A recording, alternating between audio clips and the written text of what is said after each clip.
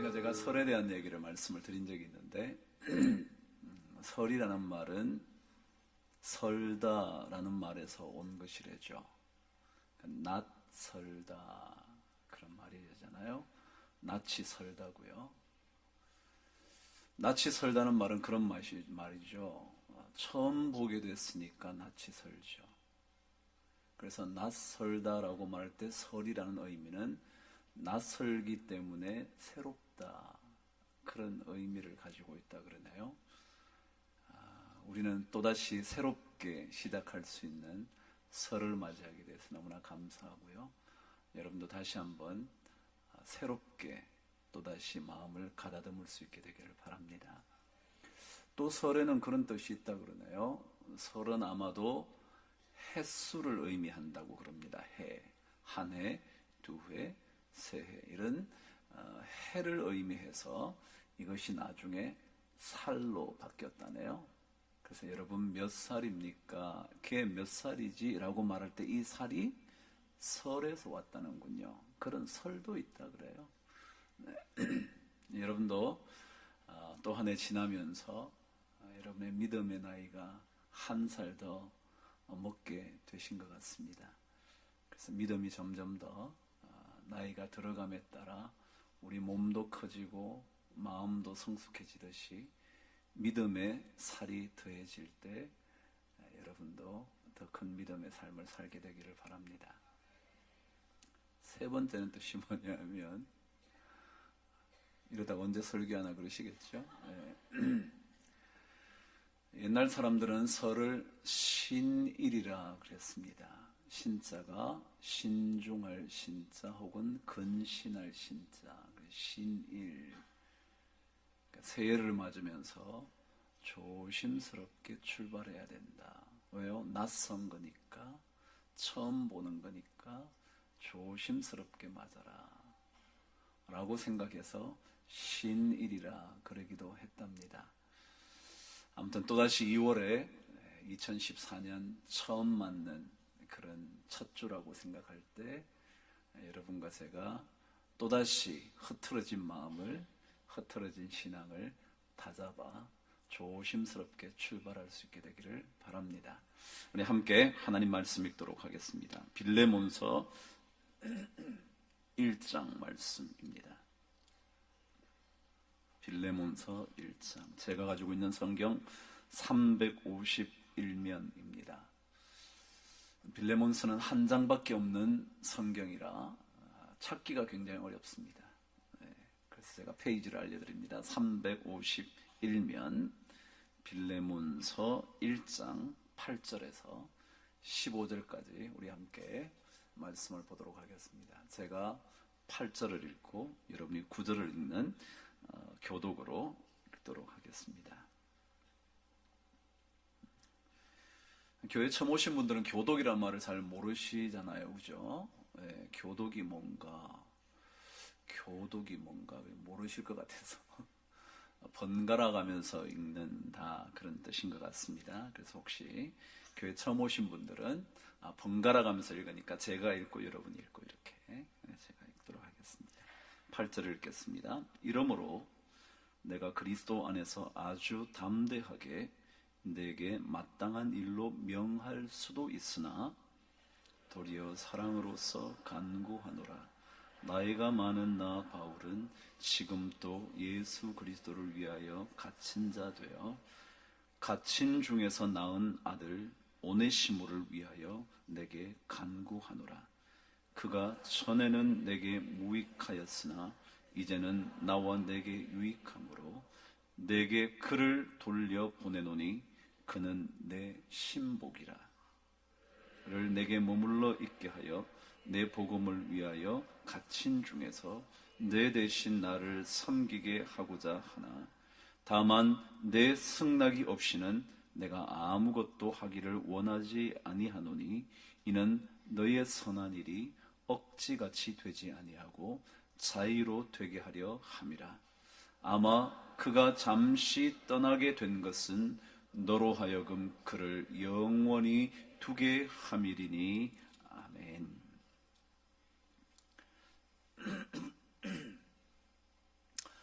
여러분 혹시 이력서를 써보신 적이 있으신가요? 이력서 써보셨나요? 네, 어떤 직장을 가기 위해서, 어떤 일을 하시기 위해서 아마 이력서를 써보신 경험이 있으실 것 같습니다. 글이 쓸 것도 많지 않은데 늘 이력서를 요구하곤 하죠. 그래서 제가 이제껏 다녔던 학교, 여러분이 다니셨던 직장, 여러분이 혹시라도 특별하게 경험했다고 생각되는 것, 그런 것들을 이력서에 적죠. 근데 여기 이력서라고 말할 때 이라는 낱말은 원래 신발이라는 것을 의미합니다. 그래서 한자어로는 신발리, 리자죠. 그래서 앞에 오니까 이로 바뀌지만 신발리입니다. 그래서 옛 사람들은 남악신을 가리켜 몽리라 그랬죠. 나무로 만든 신발, 몽리. 근데 역자는 여러분이 아시는 대로 지나올 역자, 혹은 뭐 역사 그럴 때 역자죠. 다시 말하면 이력서라는 것은 나의 신발로 밟고 다녔던 지나간 것들의 기록, 그 이력서입니다. 내가 그 신발을 신고 어디로 다녔는지, 어떤 것을 밟고 지났었는지, 어떻게 살아왔는지, 신발의 역사가 이력서죠. 여러분과 제가 신발을 신고 가고 싶었던 곳, 때때로는 원치 않았지만 갔었던 곳, 그곳을 쭉 나열하는 것이 이력서이죠. 우리 그리스도인들은 여러분과 제가 적어도 몇 년 동안 혹시라도 동행하셨다면 우리는 믿음의 신발을 신고 한 걸음 한 걸음 걸어왔을 겁니다.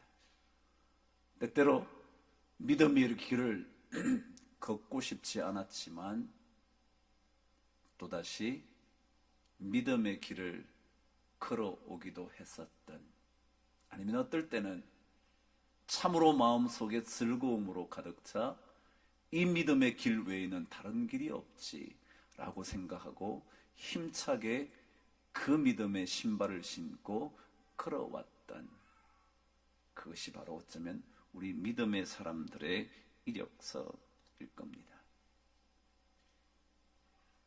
한 해가 바뀌었으니, 한 살을 더 드셨으니, 믿음의 나이도 더 먹었다고 본다면 우리의 믿음의 신발을 신고 정말 어디로 가야 할지, 가야 할 곳은 어딘지, 간 그곳에서 움직이는 신발의 자취가 어떠할지 늘 마음속에 담아둘 필요가 있는 것 같습니다. 심리학에는 각인효과라는 게 있습니다. 각인되어진단 말이죠. 마음속에 꽉 박힌단 말이죠. 예를 들어 오리들은요, 알에서 깨어나와서 첫 번째 움직이고 있는 것들을 따라간답니다. 만일 어미가 그 앞에 있어서 움직이면 그 어미를 따라 평생 쫓아간다는 거죠. 만일 태어났는데 눈에 띈 첫 번째 움직이는 것이 개였다면 개를 따라다닌답니다. 그래서 개가 마치 자기 어미인 줄 알고, 그만큼 처음 보게 되었던 것의 영향이 엄청나게 커서 그 오리의 마음속에 눈에 각인이 된다는 거죠. 여러분과 제가 믿음의 길을 걸어왔습니다. 믿음 생활하시면서, 믿음을 시작하시면서 여러분이 처음 경험했던 그런 것이 확실하게 각인되어진 것 있으신가요? 그래서 그것만 보면 절대로 딴 길로 걷지 않겠다고 생각할 만큼 확고하게 각인된 것들이 있나요? 우리가 믿음의 길을 걷는다고 그러지만, 우리에게 각인 효과가 있다고 말하지만, 우리는 그 각인된 것이 너무 쉽게 잊혀지는 것 같습니다. 각인되어 졌는지도 모르는 채, 믿음의 신발을 신고 있는지도 모르는 채 우리는 자꾸만 길을 걷는 거죠. 그래서 언젠가는 믿음의 이력서를 쓸 때 글이 쓸 것이 없어지고 마는 그런 인생은 아닐까 생각합니다. 오늘 말씀은 사도 바울이 빌레몬이라는 사람에게 보낸 편지입니다. 아주 짧은 편지죠. 오늘 읽었던 말씀이 어쩌면 빌레몬서의 전체 내용 다 보여주는 것인지도 모릅니다. 아마도 빌레몬이라는 사람은 골로새에 살고 있는 사람이었는데, 사실 사도 바울은 한 번도 골로새에 가본 적도 없었는데 이 빌레몬에게 편지를 쓰는 겁니다. 아마도 사도행전의 기록을 보면 빌레몬은 에베소의 사도 바울이 복음을 전할 때 그때 아마도 사도 바울을 만나지 않았을까 생각을 한답니다. 어쨌거나 골로새에 가보지 않았던 사도 바울이 골로새에 있는 빌레몬에게 편지를 쓴 이유는 한 사람 때문이었다는 거죠. 여러분이 오늘 읽으신 대로 오네시모라는 빌레몬의 예전 종이었던 사람 때문에 편지를 쓴 겁니다. 근데 이 오네시모라는 종은 아마도 빌레몬 주인으로부터 도망쳐 나왔는데, 무슨 이유 때문인지는 정확하게 알 수는 없지만 아마도 어쨌거나 주인으로부터 도망쳐버린, 그 당시 종이라는 것은 주인의 소유물이었으니까 도망가 버렸다면 무언가 문제가 있었던 것이었겠죠. 근데 그 종 때문에 편지를 쓴 겁니다. 근데 그 종에 대하여 편지를 쓰면서 이 종 오네시모는 내가 예수 그리스도 때문에 감옥에 갇혀 있는 동안 갇힌 중에서 얻게 된 아들이라고, 아들과 같은 사람이라고, 이 사람을 좀 다시 한번 받아줬으면 좋겠다고 편지를 쓴 겁니다. 자, 여러분 잘 보세요. 사도 바울은 오네시모를 낳은 적이 없었죠?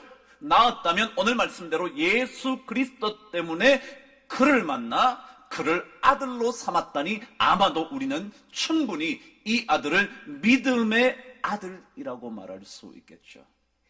믿음의 아들에 관하여 썼다면 이 이야기는 분명히 믿음에 관하여 연결되어진 이야기일 거라는 생각이죠. 그래서 오늘 말씀을 저는 읽다가 지난주와 마찬가지로 우리 그리스도인들의 믿음의 시각이라는 게 어떤 걸까? 사도 바울이 오네시모 믿음으로 얻게 된 아들에 관한 이야기를 빌레몬에게 적었으니까 분명히 여기에는 믿음의 얘기가 적힐 텐데, 사도 바울이 가지고 있었던 믿음의 시각은 어떤 것이었을까? 한번 말씀을 통해서 묵상해 보려고 하는 거죠. 오늘 말씀을 통해서 사도 바울이 우리에게 보여주는 믿음의 시각 첫 번째 모습은 11절에 이렇게 기록된 것 같습니다. 읽어보시죠. 시작. 그가 전에는 내게 무익하였으나 이제는 나와 내게 유익함으로 라고 했습니다. 제가 다시 한번 읽습니다. 그가 전에는 내게 무익하였으나 이제는 나와 내게 유익하기 때문에 내가 이 편지를 쓰게 됐다. 그래서 오늘 11절을 쭉 읽다가 자꾸 읽다가 번뜩 떠오른 믿음의 시각 하나는 이거였습니다. 믿음을 가지고 세상을 바라보는 사람들은 언제나 어느 누군가는 달라질 수 있다는 가능성을 보는구나 라고 생각이 든 겁니다. 다시 한번요. 누구든지 달라질 수 있다라는 가능성, 그것을 볼 줄 알아야 믿음의 눈을 가졌다고 말할 수 있다, 그런 뜻입니다. 오늘 성경 말합니다. 그가 전에는 이랬는데 지금은, 이제는 이렇다는 겁니다. 우리 사람들은요, 거의 다 옛날 얘기하면서 그 사람을 딱 가두어 둡니다. 너 옛날에 그랬잖아. 그 사람 옛날에 그런 사람이었어 라고 말하므로 미래의 모든 가능성을 차단하려고 합니다. 그 사람을 볼 때도 미래의 가능성을 보지 않고 옛적의 모습으로 그 사람을 평가내리고 더 이상 발전시키려고 하지 않습니다. 전에 그런 사람이야. 옛날에 그 사람 그랬지. 그 집 옛날에 그런 집안이야 라고 말함으로 모든 판단을 그곳에다가 중점적으로 강조하고 싶어 합니다. 근데 오늘 성경은 그 사람이 예전에는 이랬지만 지금은 아니야.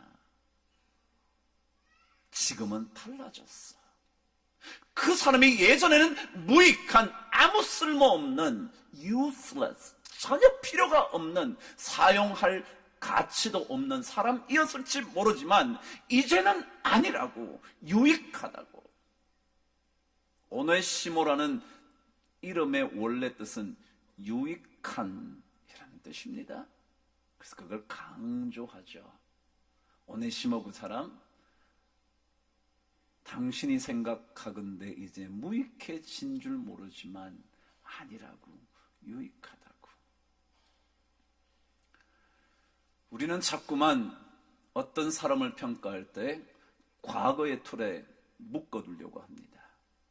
아니, 사실은 어떤 사람의 문제가 아니라 자기 자신에 대해서도 자신의 과거를 생각하면서 그곳에서 빠져나오지 못하게 자꾸만 주입합니다. 난 그런 사람이지. 한 번만 실패하면, 한두 번 실패하면, 아니 서너 번 반복해서 실패하면, 그래, 나는 그런 사람이지 라고 자기 자신을 자꾸 묶어둡니다. 근데 아닙니다. 믿음의 눈은 예전에는 그랬을지 모르지만 이제는 아니야 라고 볼 줄 알아야 합니다. 어쩌다가 감옥 생활을 하게 된 재소자의 이야기를 여러분이 간간히 들으시겠죠? 그들이 감옥에서 출소를 하고 나면 새로운 인생을 살아가려고 애를 씁니다.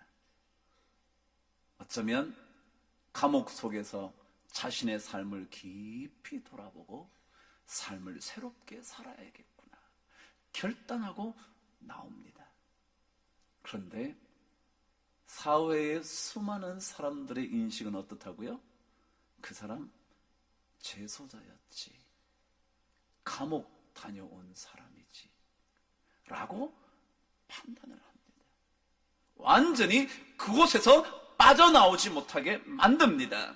그 인식 때문에 수많은 출소자들이 다시 옛적의 삶으로 되돌아가는 경우도 참 많다죠. 왜요? 대부분의 사람들은 과거로만 그 사람을 판단하니까요. 자식을 볼 때도 넌 그런 애야 라고 말하면서 자기 자식인데도 불구하고 잘 돼야 될 거라고 기도하면서도 자기 자식에 대하여조차 과거의 틀로 묶어둡니다. 미래의 가능성을 닫아버립니다. 그런데 성경은 그 사람이 전에는 무익했지만 지금은 유익하다고, 가능성을 사도 바울은 본 겁니다. 성경 호세아서를 읽으면 이스라엘 백성에 대하여 하나님은 이런 얘기를 합니다. 더 이상 이스라엘 백성을 로암이라고 하지 말라고. 암미라는 뜻은 뭐냐 하면 히브리어로 내 백성이라는 뜻이고요. 로라는 접두어는 반대 뜻, 아니라는 뜻을 가진 not이라는 no라는 뜻을 가진, 그래서 내 백성이 아니라고 말하는 것이 로암미입니다. 그것만이 아니라 이스라엘 백성을 가리켜 루하마라고 불렀습니다. 루하마라는 뜻은 긍휼을 받는 사람, 긍휼을 받는다. 근데 로가 붙었으니 또다시 긍휼을 받을 수 없다, 긍휼을 더 이상 줄 수 없다라고 생각했던 백성들이 이스라엘 백성이었답니다. 그런데 하나님께서 그들을 가리켜 뭐라 그랬냐면 더 이상 내 백성을 로암미라고 하지 않고 암미라고 할 것이며 로루하마로 부르지 않고 루하마로 부르겠다. 그래서 내 백성이 되어 긍휼을 입게 해주겠다라고 말씀을 하는 겁니다. 하나님은 로루하마에서 루하마로, 과거에는 로암미였을지 모르지만 지금은 암미라고, 내 백성이라고 그렇게 표현합니다. 믿음의 사람들은 지나간 삶으로부터 빠져나와 미래를 볼 줄 아는, 미래의 가능성을 볼 줄 아는 시각을 가진 사람입니다. 과거에도 그랬으니 지금도 그럴 것이고, 아니 앞으로도 미래에도 그럴 것이라고 생각하는 사람이 아니라, 과거에는 그러했는지 모르지만, 옛날에는 당신이 그런 사람이었는지 모르지만 지금은 아니라고, 아니 앞으로는 그렇게 되지 않을 거라고. 자식들을 향하여도 너 옛날에 그랬을지는 모르지만 앞으로는 아닐 거라고. 옛날에는 너 쓸모없는 인생을 살아왔는지는 모르지만 앞으로는 아닐 거라고. 이것이 바로 믿음의 시각을 가진 사람들의 태도일 겁니다. 에스겔 36장 34절 35절에는 이렇게 기록되어 있습니다. 전에는 지나가는 자의 눈에 황폐하게 보이던 그 황폐한 땅이 장차 경작이 되리라. 사람이 이르기를 이 땅이 황폐하더니 이제는 에덴 동산 같이 되었고, 옛날에는 황폐했던 그 땅이 이제는 장차는 경작이 되어 에덴 동산 같이 된다고. 믿음의 시각은 그런 겁니다. 여러분의 인생이, 여러분 자녀의 인생이 황폐했었다면, 그래서 여전히 미래조차 황폐할 것이라고 생각하신다면 그것은 믿음의 시각을 가진 사람의 태도는 아닙니다. 믿음의 시각을 가졌다면 달라질 수 있지, 당신 달라질 수 있어 라고 생각하면서 과거 때문에 스스로 자기 자신을 큰 구렁 속에 빠뜨려 빠져나오지 못하게 하는 것이 아니라, 끊임없이 그 절망으로부터 예전에는 그랬을지 모르지만, 내가 옛날에는 그런 사람이었을지 모르지만 이제는 아니라고 라고 말하며 살아가는 사람이라는 겁니다. 그런데 오늘 성경은 두 번째로 이런 믿음의 눈을 가진 사람, 과거의 틀에 묶여 있지 않고 미래에는, 앞으로는 달라질 것이라는 시각을 가진 사람은 이런 모습을 보인다는 것을 알게 됩니다. 오늘 말씀 8절과 9절 그리고 14절 앞부분 읽도록 하겠습니다. 시작. 이러므로 내가 그리스도 안에서 아주 담대하게 내게 마땅한 일로 명할 수도 있으나 도리어 사랑으로서 간구하노라. 14절. 다만 내 승낙이 없이는 내가 아무것도 하기를 원하지 아니하노라. 그렇게 되겠습니다. 무슨 얘기냐 하면, 사도 바울이 빌레몬에게 편지를 써서 오네시모를 다시 좀 받아주면 어떻겠냐. 그가 예전에는 쓸모없는 사람이었지만 이제 유익한 사람이 되었다고 내가 감옥에서 그를 만나보니까 그렇게 느껴진다고 받아달라고 라고 편지를 보내면서 그가 뭐라고 말하냐면, 내가 빌레몬 당신에게 명령할 수 있는 그런 충분한 위치에 있지만 당신에게 사랑으로 부탁한다고, 당신 승낙 없이는 내가 하지 않겠다고 라고 말하는 것을 보면서, 믿음의 시각을 가진 사람들은 상대방의 입장을 생각할 줄 아는구나.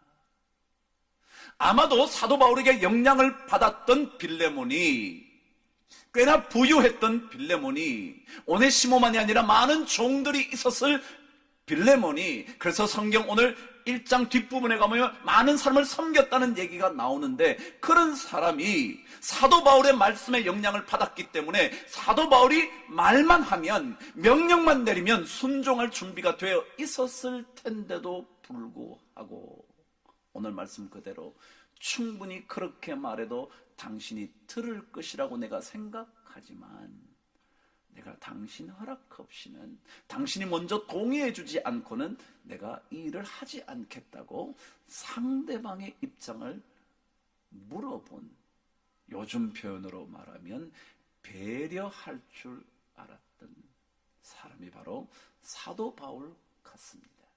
다시 말하면 믿음의 시각을 가진 사람은 상대방의 입장을 존중할 줄 안다는 것. 요즘 이 시대에 사라져버린 미덕 하나가 있다면 배려하는 마음입니다. 예의라고 말할 수도 있을지 모르겠습니다. 옛날에는 스승이나 어른이 함께 걷게 된다면 그분의 그림자조차 밟지 않으려고 조심했다는데, 어르신 먼저라고 말씀했다는데, 요즘은 지하철에 타서 어르신이 서 있든지 말든지 내가 먼저 앉았는데, 내가 먼저 앉았으면 내가 권리가 있지 라고 생각하게 되어버린, 그러다가 혹시라도 젊은이 자리 좀 양보해 주지 라고 말했다가 오히려 봉변을 당하게 되는 시대가 되어버린 그런 시대에 믿음을 가진 사람들은 상대방의 입장을 한 번 더, 내가 당신에게 명령할 수 있지만 당신의 승낙 없이는, 허락 없이는, 당신이 동의해 주지 않으면 하지 않겠다고 말할 줄 아는 그런 인생을 살게 된다는 겁니다. 우리는 너무 우리 생각에만 갇혀 있습니다. 상대방의 입장 전혀 배려하지 않습니다. 교회도 마찬가지입니다. 세상과 하나 다를 것 없이 조금만 양보하면 되는데, 조금만 배려하면 되는데, 우리는 그것을 다 놓쳐버린 채 우리 생각만 옳다고 주장하다가 끊임없이 싸움을 그치지 못하고 있는 것 같습니다. 일본의 유명한 사진 작가이며 여행 작가 한 사람이 있답니다. 이름은 후지와라 신야라는 사람이라는데, 그분은 독특한 특징 하나를 갖고 있다 그러네요. 그게 뭐냐 하면, 그분이 사진을 찍을 때 어떻게 찍죠? 너무 어려운 질문이죠. 사진 요즘 휴대폰으로 찍다 보니까 뭐 어떻게 찍는지 사진 잊어버리셨죠? 여러분, 카메라를 들고요, 사진을 찍을 때 오른쪽 눈으로 찍습니다. 여러분 가만히 생각해보면 카메라를 들고 이렇게요, 오른쪽 눈으로 뷰파인더를 그러죠. 뷰파인더를 이렇게 보고 찍거든요. 오른쪽. 근데 이 사람은 왼쪽 눈을 가지고 찍는다는 겁니다. 카메라를 들고 이렇게 찍는다는 거죠. 옛날 이렇게 찍는 건데 왼쪽 눈을 찍는다는 거예요. 이유가 뭐냐 그랬더니 그분이 이런 얘기를 했답니다. 우리 뇌는 좌뇌와 우뇌의 역할이 다른데, 눈도 오른쪽 눈이 보는 것과 왼쪽 눈에 보는 것이 다를 수 있을 겁니다. 우리는 전부 다 오른쪽 눈만 가지고 사진을 찍지만 사실은 왼쪽 눈으로 보면 다르게 보일지 모릅니다. 그래서 저는 왼쪽으로 사진을 찍지요. 자, 한번 보세요. 우리 뇌가 좌뇌와 우뇌가 다르듯이 이 작가에 의하면 우리 눈이 오른쪽 눈과 왼쪽 눈이 보는 것이 다를 수 있는데 우리는 왜 그렇게 상대방을 이해해 주려고 하지 않는 걸까요? 다를 수 있는데, 틀린 것만은 아닌데, 조금 다른 건데 상대방의 입장을 배려하지 않는 채 우리는 믿음 생활을 하고 있지는 않은가?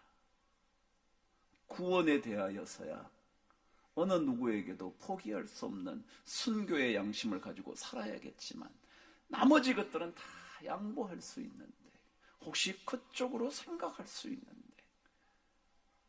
사도 바울이 충분히 빌레몬에게 명령할 수 있었지만 그는 당신에게 명령할 권한이 나에게 있지만 사랑으로 부탁한다고 허락해주면 할 것이고 허락하지 않으면 하지 않겠다고 말한 것을 보면서 혹시라도 우리의 믿음의 삶을 살아가는 모습이 사도 바울처럼 되면 더 좋지 않을까. 그래서 교회 안에서도 조금은 다른 사람의 입장을 한 번만 이해해 줄 수만 있다면 그것이 더 믿음의 삶이 되는 것은 아닐까 생각이 든 거죠. 오늘 결론으로 성경은 우리에게 세 번째 믿음의 시각을 가진다는 것은 이런 것일 거다 추측해 낼 수 있는 15절 말씀을 저와 함께 읽겠습니다. 시작. 아마 그가 잠시 떠나게 된 것은 너로 하여금 그를 영원히 두게 함이리다.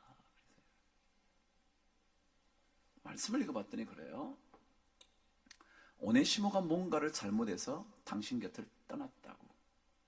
그 잠시 떠나게 됐지만 어쩌면 아마도 그것은 그를 오히려 당신 곁에 영원히 두려는 하나님의 계획인지도 모르겠다.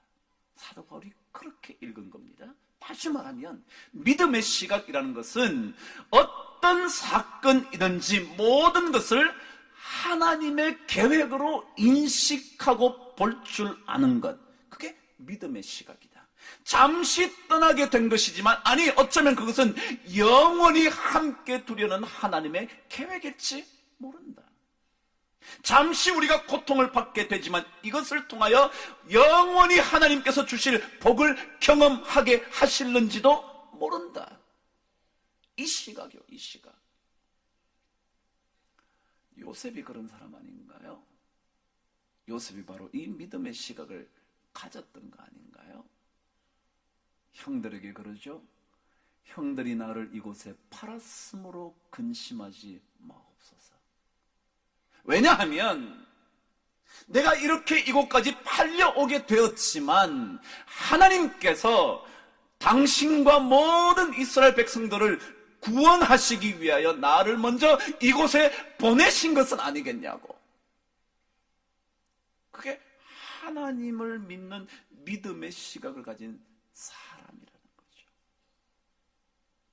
잠시 떠났다고 해서 영원히 떠난 것이 아닌데, 잠시 고통을 받는다고 그래서 영원히 고통받는 인생이 되는 것만도 아닌데, 그것이 오히려 영원히 오네시모가 당신 곁에 있게 되는 사건일지도 모르는데 라고 생각하는 것이 믿음을 가진 사람의 모습이라는 거죠. 우리는 자주 끝이야 라는 말을 하죠. 자식을 보고도 그렇고 남편을 보고도 소리 내지는 않을지 모르지만 아유 안 돼, 진짜 안 돼 라고 생각하실지 모르겠는데 믿음의 사람은 끝이라고 생각하는 것이 아니라, 더 이상 희망이 없다고 생각하는 것이 아니라 더 이상 기댈 것이 없다고 생각할지 모르지만, 떠나버렸으니 다시 돌아올 가능성이 없다고 생각하는지 모르지만, 아니 단정 짓고 살지는 모르지만, 믿음의 눈은 그것이 아니라 그곳에 하나님의 계획이 있을 거야. 늘 듣던 얘기죠. 늘 듣던 얘기. 오늘 사도 바울이 아마 그가 잠시 떠나게 된 것은 당신과 함께 영원히 있게 하려는 것 아니겠냐. 바벨론 포로 생활, 그 누가 그 강대국의 손에서 빠져나올 거라고 생각할 수 있었겠어요? 아니 1, 2년쯤 지났을 때야 해결되겠지, 곧 풀려나겠지, 하나님의 놀라운 역사를 우리가 보게 되겠지. 그러다가 10년이 지나고 20년이 지나고 50년이 지나도 아무것도 일어나지 않고 있었을 때, 그럼에도 불구하고 이젠 끝이야 라고 생각하는 것이 아니라, 아마도 이 기간을 통하여 하나님께서 무언가를 계획하고 계실 거야 라고 생각할 수 있는 것이 믿음이라는 것입니다. 잠시 밀려났지만, 잠시 떠났지만, 잠시 고통을 겪고 있지만, 잠시 어쩔 줄 몰라 하는 인생을 살게 되었지만, 그러나 하나님께서 계획하고 계신 것이 분명히 있을 거야 라고 생각할 줄 아는 것, 그게 바로 믿음의 시각을 가진 사람이겠죠.